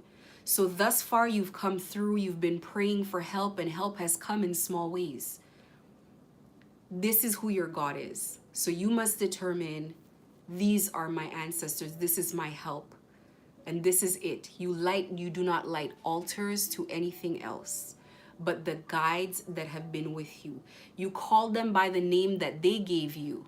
You address them in the way that you guys have grown your relationship. It is important to determine that. Number one, an oath that is not going to be broken, even if you're at the point of the fear of death. You will not betray your God. And nothing comes between you and that connection. These are two energies that refuse to be separated, is you and God. No matter what it comes down to, no matter what it boils down to, it is urgent to understand that. So these people should never be able to get you to the point. They should never be able to get you to the point where you're denouncing God for any reason whatsoever. They should never be able to get you to the point where you find yourself now talking to false gods. This is where you draw the bottom line. This is the bottom for you. This is how it works. Loyalty and devotion that is unbreakable, and you keep it that way. You do not find yourself doing things that would betray God. Imagine God gets you this far, and you find yourself, now that you've gotten this far, worshiping something called a Jezebel or something else. Like, please, please be very careful with the information that you consume. 2, you are ready to honor your commitments to God in any kind of conditions, because conditions do not remain the same. Conditions do not remain just good, and they do not remain just bad. So as things are bad, you honor your commitment, because when things are bad, God is always there with you, and you expect that. So it is the same of you. When things are bad, you expect, for you to honor your commitment to God as well. You must continue honoring your commitment when you feel like it and when you don't feel like it. And God doesn't want you to honor commitments that you don't feel like doing. God wants you to be happy to do it, but sometimes it's like you just got to do it. It's like you going through gang stalking. Are you truly happy about that? Of course not. You're not going through it with a happy heart, but you will remain committed. And sometimes that's all that your spirit team needs to know, is that this person's going to remain committed to whatever's going on here. They're not going to give up. They're never going to give up on us, and we will never give up on them. And just with knowing that alone, that is all you need to know. You are in hellish conditions, but your spirit team knows that you're going to keep going. You're going to keep believing in them, having faith in them, having hope in them, praying every day, thanking them for a great day. As bad as the day is, you don't know what they were shielding you from. They were shielding you from so much. That's why you must exercise gratitude. You must exercise patience always with your spirit team. Stick with them because they're getting you out. It's just that it takes a while to dig out of these things because they're spiritual laws that have to be respected. Take your time, one step at a time. They can't take you out too early. You have to graduate out of the thing properly. So take your time. You never lose hope. You never betray God. You never dishonor commitments that you make to spirits, especially loving spirits that care about you, that are here to help you. Never. That's like a cardinal rule you do not want to break. You will never disrespect God. These people will put you in situations that hurt you so bad you'll have to ask God why. You can ask why. You can say how comes, but you don't disrespect God. It is so important to take your time with yourself. Do not disrespect God. And if you find yourself accidentally, out of being human, saying something that you shouldn't have said, immediately seek forgiveness, repent, keep repenting, keep crying over it, keep making it known that this was a mistake on your part. It will never happen again, and watch yourself the next time. Spirit's forgiving, but please do not find yourself where you are in conflict with your own protection. They are on your side, and none of this is meant to hurt you. People have asked me before, how comes you don't hate God or get mad at God for this happening? That's my protection. They are here with me every second of the way. What do you mean? I'm in love with God even more every day. This is the attitude that you need to adopt, but you need to take an oath. You need to take it as an oath to yourself, self-directed, that they're not asking, that you say, I will never get to this point no matter how bad things look like. So you have to take the worst case scenario. What's the worst case scenario for you? If I find myself on my deathbed, I'm not going to disrespect you. If I find myself on my deathbed ready to come back home, I cannot wait to see you and thank you for how far you got me. That's where you need to be with it, and it needs to be solid, serious. You honor your promises and these covenants that you're making, whether you feel like it or not. And if you don't feel like it, you're going to work towards getting yourself to a point that you do feel like it. It's like being in a marriage where one spouse does things out of obligations that they really don't want to do. So as they're doing it, they're always upset. It doesn't make the other spouse feel good that you're doing something, but you're upset about doing it. So you might have to do something that's so difficult, but you get yourself back there. I'm happy to do it. I'm happy to be of service. I'm happy to be of devotion. It's not a burden. And you get yourself to the point where you're like, you know what? I love you so much, and I know that you love me, that I am doing this because I know that it's going to make you happy, and making you happy is important to me. It's not just a one-sided thing. It's both sides, because you wouldn't want God to be grudgingly doing things for you. And God shows up all the time, no matter how long it takes, no matter how tough it is, watching you fail over and over, watching you, self-sabotage, watching you fall into old behaviors. They're so loving and patient with you. You got to look at it that way. So this is a relationship, two hands to clap, reciprocity. I do for you, you do for me. We're a family. We do it together because we're in a loving relationship. That's how you look at this spiritual relationship, as a loving relationship. And God first, God always. This is something that very early on in my spiritual ascension, I said, I pray that I would never have to choose between my children or God, because the choice would be clear for me.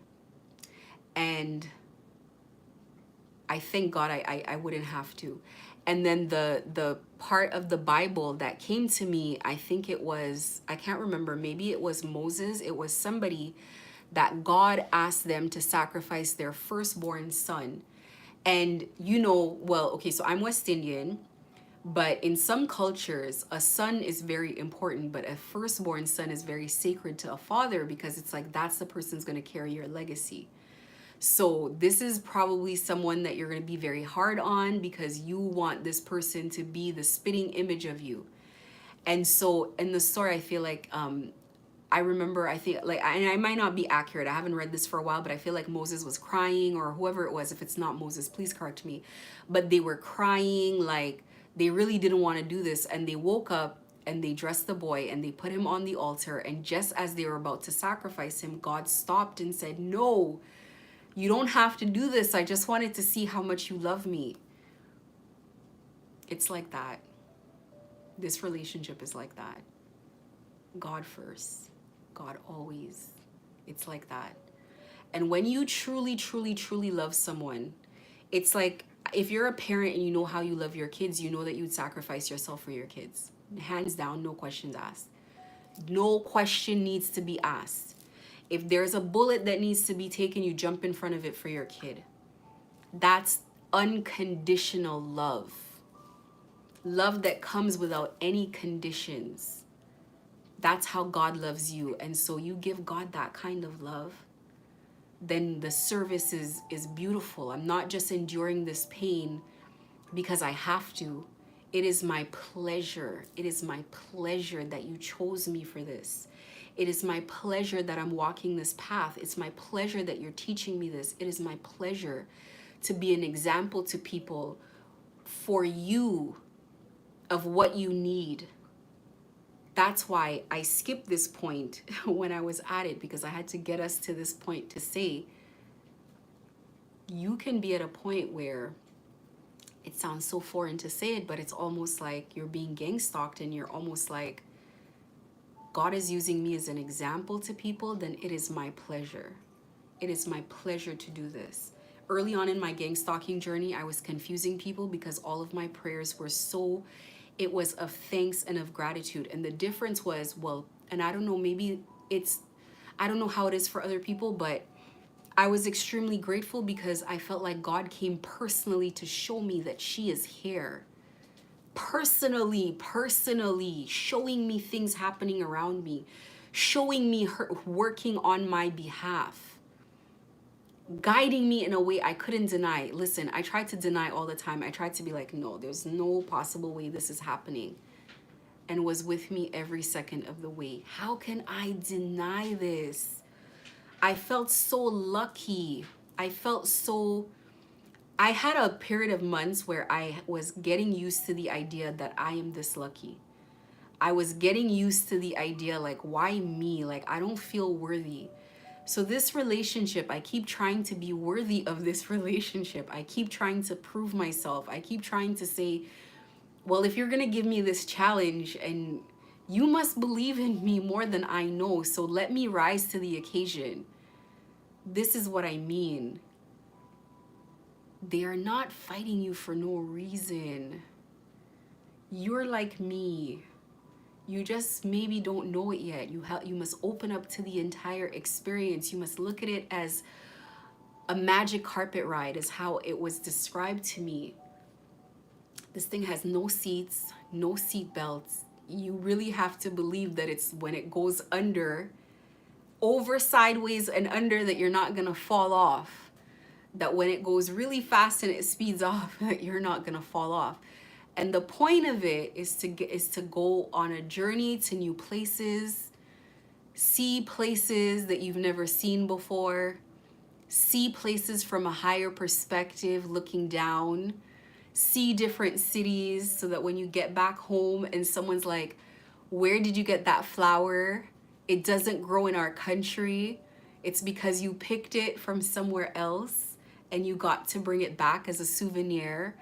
This is the experience that you're going on. This is going to be beautiful, but you gotta trust. You gotta trust the journey. You gotta trust that it's going to happen in a beautiful way, that it's going to unfold in front of you, and that they're trying to take it away from you. Imagine if you went through this ascension without the gang stalking, without the persecution, and God came down to meet you and say, I know you thought you were, I don't know, a bank teller or a janitor, or in my case, I sold clothes. I know that that's who you thought you were, but actually you're my child, personally, like in real life. Like you're really, you belong to us. And it's time to come home. It's time, but not leave here, but just come home to yourself. Imagine if you had that experience without all of this going on. People envy this and they don't want this to happen because you're special to someone. This is something very sacred and you gotta make it through. And you gotta make it through in such a way that when you do make it through, they cannot take it from you ever again. Like how they did it last time. Now you know how to build it without letting them touch it. It's the same difference as I ran and bought a car that I may or may not be able to afford. Or maybe I can afford it comfortably, but the salary comes from someone and they take away the salary, now they take away the car. Now you're like, I'm buying it cash, so no one can take it away from me. You gotta learn how to make responsible decisions. You gotta look at things in new ways. This is what it's here for. It's not here to abuse you. Everybody's gonna have their story and you're gonna have your retribution. You're gonna have your justice if you do this the right way. So take it seriously, but not to the point that you overwhelm yourself and you feel like you're not worthy of what's going on here. You have to get to the point where your life is even a testament to the greatness of God. Your struggles are a testament to how amazing God is. Everything that you're going through is a testament to how amazing God is. How amazing this life is for you. It's like people are not going to say you didn't go through things. They're going to be like, this person went through so much. We didn't think they're going to make it through this. I have to believe in God after what I saw. People around you are going to believe in God because of you. To be honest with you, people in my city, they have to look into what I believe in a little bit more because of how I'm going through this. They have to, because they're seeing things. It's no longer just hearsay, it's real life. It's almost like the stuff the Bible is talking about is happening in front of their face and they know it. They know it. This is not just my belief, this is the truth. This is where you have to get to in your journey, that even your persecution and your struggles, it's the way you get through it that is a testament to God. It's the way that you're getting through it that proves that God is real. And you gotta keep moving through it. Whatever part that you're in right now, when I first started rebuilding, I'm in my rebuilding phase, and when I first started that phase, it was so freaking difficult. I didn't believe in it. I was frustrated. Everything I do, they're bullying, they're knocking, I'm now at the point where I'm so used to it, I do it anyway. And the results may be slower, things may be not as easy, blah, blah, blah, but it's gonna happen because I'm never gonna stop. Somebody's gonna get tired eventually. It's my life. What other choice do I have? I don't have another choice. I'm not just gonna lay in bed all day and not do what I'm supposed to do, not take care of myself. You gotta keep moving. I've had so many glow ups. To the person you see here today, they wanted to beat me down to look like the worst version of myself. They want you to look homeless with your teeth falling out, your hair falling out, pimples on your face, looking like you're going through a crisis. This is the protection of God. This is listening. This is doing what I'm supposed to be doing. That's the path that we all are supposed to be walking in this situation. And you have to promise yourself, one of your promises to yourself and to God is that you will never fail. God says to me, I want you to have strength to pass every test that you're sent, because they're just tests. It's not a lifetime of suffering. It's a test. You need strength to pass every test. So I look at myself now like I am a glutton for abuse. Whatever is sent my way, I look at it, I go through it this one time, I find a solution very quickly because they're never going to do that to me again. I'm not putting up with anything. I'm not letting anybody get away with anything. They're just going to leave me alone eventually. That's what it comes down to. You exhaust them with your strength. You are happy on purpose. You make a decision to be happy every day. You are happy. You don't find yourself in conflicts with people that they want to put you in. You don't have these abusive relationships with people because the first time somebody passed their place, you cut them off right there and then. You are not so desperate that you put up with anything because you just want someone in your life. It must be the correct person and they must meet you up here. You're not lowering yourself down here for anybody just because you... It's okay. A queen sits alone, a king sits alone. That's okay. You don't put yourself in these kind of situations. If God is so respectful of you, if God is so loving of you, how can a mere human being come and disrespect you like this? You take your time with yourself. When God is ready and it is safe, you will get beautiful people in your life. But in the meantime, you take your time. You need to face your challenges, not just face them with grace and dignity. I talk about that. It's easy for me to come on here and scream and rip out my hair. If I tell you about the things I go through on a daily basis, I have all the reason in the world to do that. But we're going to handle it with grace and dignity because we represent our spiritual family. You do not want to see your son or daughter running in the streets naked, crazy. It's the same thing. You got to take your time, handle things with grace and with dignity. Handle your issues, take it up to God. It is okay to cry. It is okay for things to be difficult. It's okay for things to be upsetting to you. That is life. That is how it works. Take your time. You find your way. But when you're done all of that, you get right back to it. What did I need to do today? Oh, I needed to do more research on this criminal thing that I want to take very seriously. I want to do my police report. I want to work on my business. I want to find another job.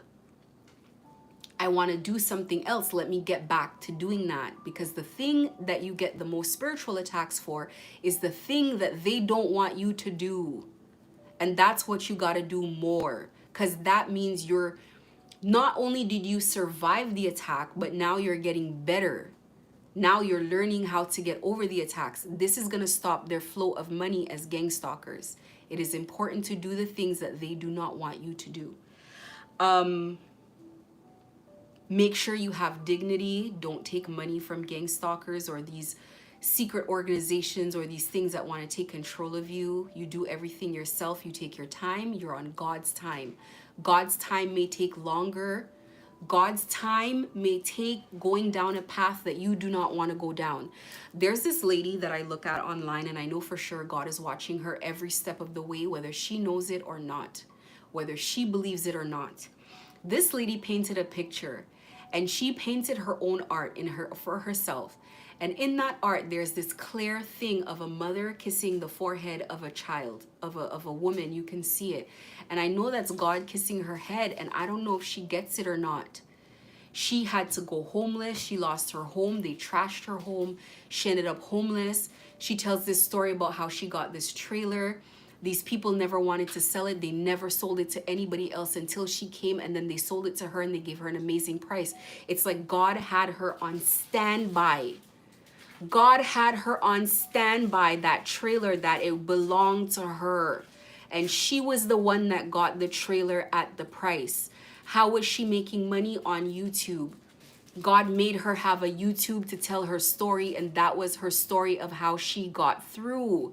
She got her trailer. This thing looks so freaking beautiful, better than people's houses.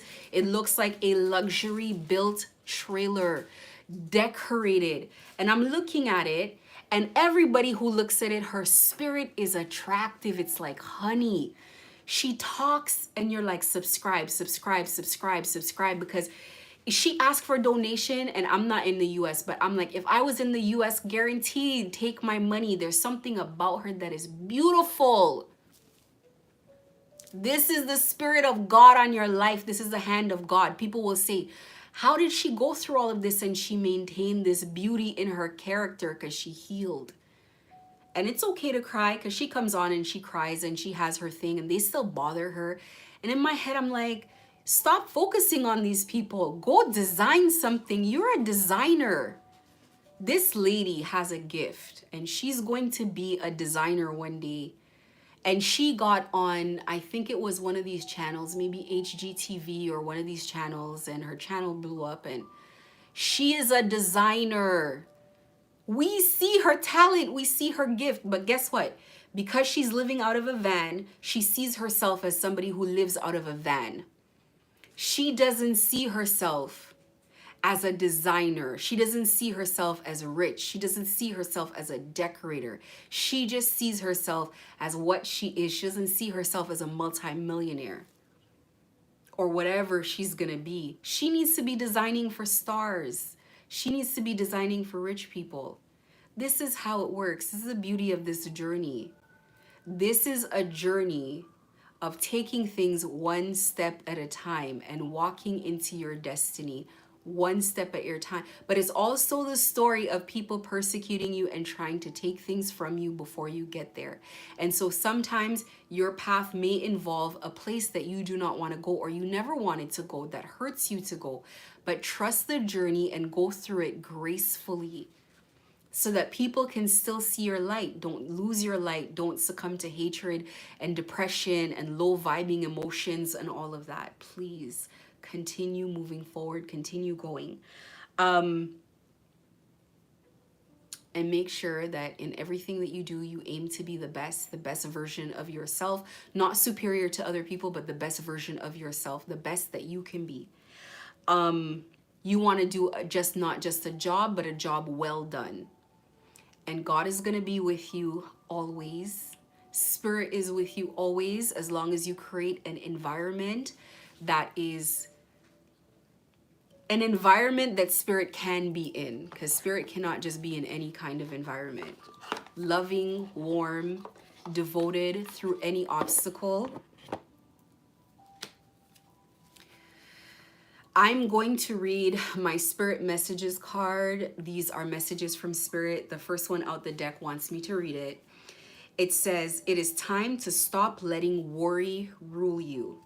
Instead, get excited about your future and all it will bring. What energy and emotion you put out comes back to you. With a little conscious effort, making the decision, tweaking your vibration, mastering your feelings every day. It may take a week or two, incrementally getting up in a better and better mood, not because things are getting better and better, but because you are telling yourself that it is going to be better. I'm going to have a good day. With a little conscious effort on your part, that happy ending can and will be yours. Believe that. And you can be the first if you have no examples.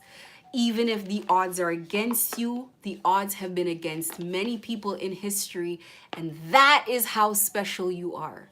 So you have to believe that consciously you can create your own environment. You can create your own happy ending. It's going to happen for you. You will be the first.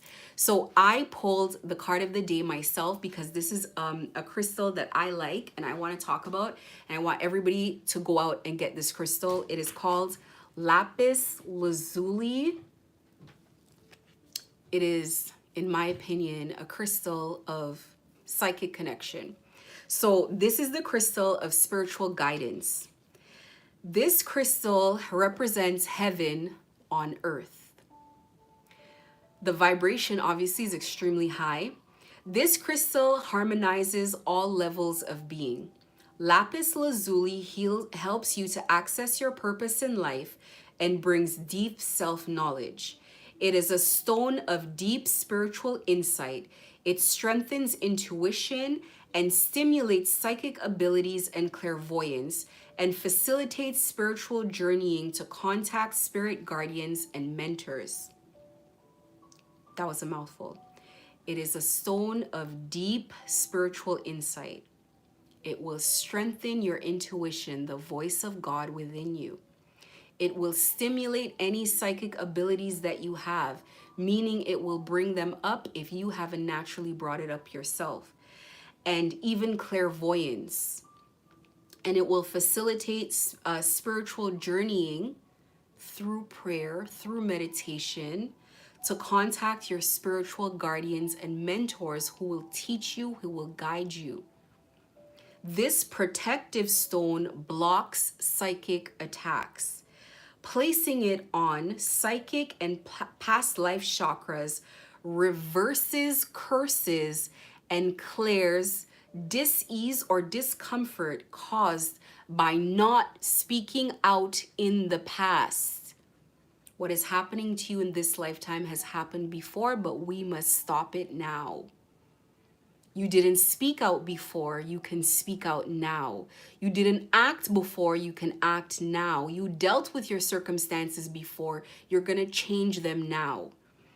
This on the body, this helps with your immune system, respiratory and nervous systems. Nervous systems has to do with your anxiety, your breathing, how you're dealing with things, your throat, your larynx, thyroid, ears, internal organs, bone marrow, and blood. And in the mind, this has to do with, it encourages self-expression, fosters self-awareness, what feelings are yours and what people are projecting. Why am I feeling anxiety if I was having a great day?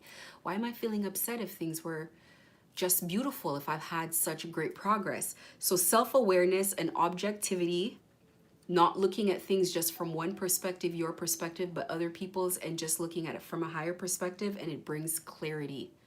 So this crystal, you want to sleep with it, you want to wear it, you want to always have it. I love it. Buy it as a bracelet. You can buy it as mala beads. You can wear it as a necklace. Like I have crystals as a necklace. I love it. I have videos that I talk about cleaning your crystals so you don't have them just absorbing all the spiritual attacks. I talk about keeping them clean. I thank you for the people who've hopped on the live. A like would really help the channel grow so that the messages can reach other people. Thank you guys for staying with me.